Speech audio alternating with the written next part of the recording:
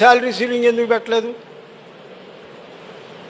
ఇన్ని ఎకరాల కన్నా ఎక్కువ ఉండకూడదు అన్నారు. ఇంతకన్నా ఎక్కువ ఉండకూడదు కదా. 2 ఎకరాలన్నరా, 5 ఎకరాలు, 10 ఎకరాలు, 20 ఎకరాలు, 2,000 5,000, 10,000, 20,000 ఉండాలి. మీకు 2 లక్షలు ఎందుకు జీతం? నువ్వు ఉద్యోగం చేస్తే నువ్వు పని చేయవు, ఆఫీస్కి వస్తున్నావు, తెల్లారుజామున లేచి నువ్వు ఒక్కడవే పని చేస్తున్నావు. నీ భార్య పని చేయదు, మీ అమ్మాయి పని చేయదు, మీ అబ్బాయి పని చేయడు, మీ అమ్మ పని చేయదు, మీ నాన్న పని చేయడు. ఈ 5గురిని కూర్చోబెట్టి తెల్ల ఏనుగుల్లాగా మేపుతున్నారా? ఇది ఎక్కడ న్యాయం? వాళ్ళకి జబ్బులు వస్తున్నాయి, మీకు డబ్బులు వస్తున్నాయి, వాళ్ళకి జబ్బులు వస్తున్నాయి. మళ్ళీ వెళ్ళి డాక్టర్ దగ్గరే కూర్చున్నాయి. అందువల్ల ఈ వ్యవస్థ ఇట్లా కాదని పత్తిపాటి పుల్లారావు గారి మీద ఎదురు తిరిగాం. మీ వల్ల వ్యవసాయం కుంపయిందన్నాం. ఎట్లా అన్నాడు? బ్రిటిష్ గవర్నమెంట్లో అగ్రికల్చర్ లేబర్ కన్నా 1 నయా పైసా కూడా ఎక్కువ ఇచ్చేవాడు కాదు ఎంప్లాయీకి. అప్పుడు బతకలేక బడిపంతులు అన్నారు. ఇప్పుడు బతకగలిగినాడు బడిపంతులు. కదిలితే సమ్మె, మెదిలితే సమ్మె. ఎంత ఇస్తే సరిపోద్ది? 2007లో జింబాబ్వే అనే దేశంలో ద్రవ్యోల్బణం వచ్చింది, 22 లక్షల%. ఈ కండవా ఖరీదు రూపాయి, అక్కడ 22 లక్షలు కొన్నారు.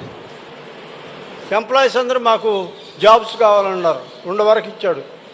జీతాలు పెంచమన్నారు. ఎంత కావాలన్నారు. ఎంత లేదండి, ఒక 50,000 కోట్లు ఇవ్వమన్నారు. అందరికి కాదండి, సంవత్సరానికి కాదు, నెలకి.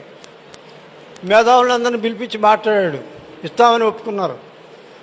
డిసెంబర్ 12వ తారీఖు 50,000 కోట్లు ముద్రేసి సంతకం పెట్టి జనవరి 1వ తారీఖు రిలీజ్ చేశాడు. 50,000.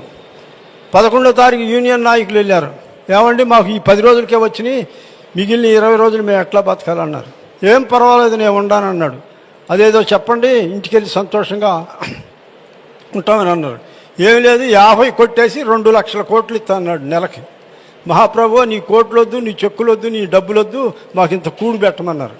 ఏడ్చారు. కానీ ముండలాలా వెళ్ళి వ్యవసాయం చేసి మీరు బతికి మమ్మల్ని కూడా బతికించమన్నారు. ఆ దేశం 2 సంవత్సరాల్లో సెటరైట్ అయింది. మన దేశం 200 సంవత్సరాలనే కానీ సెటరైట్ కాదు. అలాంటి పరిస్థితి తెచ్చుకున్నాం మనం. ఎంతసేపు ఎంతైతే సరిపోద్ది? మీ ఫ్యామిలీలో మెంబర్లని పని చేయకుండా ఆపినందుకు నువ్వు డాక్టర్లకు కట్టేస్తున్నావు. నువ్వేమన్నా బాగుపడ్డావా? మరి ఎందుకు వాళ్ళని పని చేయనీవు? ఈ విధంగా సర్వనాశనం అయిపోయింది. కెమికల్స్ ఇవాళ తల్లిపాలు పిల్లలు తాగటానికి అర్హత లేకుండా పోయింది. అలాంటి సిచ్యువేషన్లో ఉన్నాం మనం ఇప్పుడు. జపాన్లో 9 అంగుళాల లోతు మట్టి తీసేసి మళ్ళీ వ్యవసాయం చేసుకుంటున్నారు. యూరియా గుళికలు, ఈ 2.4 గుళికలు అయితే 6 సంవత్సరాలు కంటిన్యూగా అయితే 100కి 100 మందికి క్యాన్సర్ వస్తుంది. పంజాబ్, హర్యానాలో అదే జరిగింది. అక్కడ బ్యాన్ పెడితే ఇక్కడికి వచ్చి పడ్డాయి. పంజాబ్, హర్యానాలో తంతే తెలంగాణను, ఆంధ్రప్రదేశ్లో వచ్చి పడ్డారు ఈ గుళికలని. ఈ విధంగా మనం రక్షించుకోకపోతే, మన పక్కాళ్ళని రక్షించకపోతే మనం ఎందుకు పనికిరాం? మనం ఏదో సాధించాం అనుకుంటున్నాం. ఏం సాధించాం? ఆరోగ్యమే మహాభాగ్యం, డబ్బు కాదు. ఇప్పుడు మీ జేబులో ఉంటాయి, కాసేపు ఆ జేబులో ఉంటాయి, తర్వాత నా జేబులోకి వస్తాయి, ఇట్లా మళ్ళీ మీ జేబుకే వస్తాయి. మనకు ముఖ్యంగా కావాల్సింది ఆరోగ్యం. అది లేకుండా చేసుకుని మనం ఉర్రట్లు